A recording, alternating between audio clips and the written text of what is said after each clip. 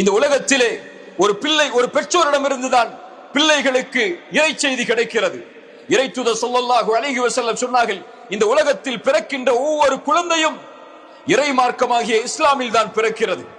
அவர்களுடைய பெற்றோர்கள் தான் அவர்களை யூதர்களாகவோ கிறிஸ்தவர்களாகவோ இறைவனை அடுத்து வணங்கக்கூடிய மக்களாகவோ ஆக்கி விடுகிறார்கள்.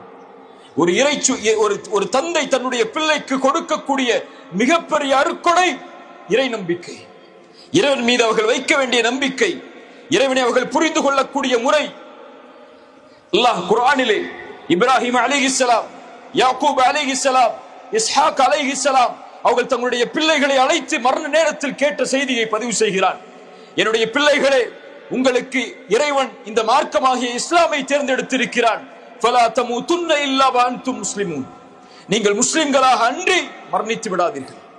இறை தூதர்கள் தங்களுடைய பிள்ளைகளுக்கு பயந்த செய்தி அது. யாக்கூப் தன்னுடைய மகனை அழைத்து கேட்டார் மரண நேரத்தில், மகனே, நான் இறந்ததற்கு பிறகு நீங்கள் யாரை வணங்குவீர்கள்?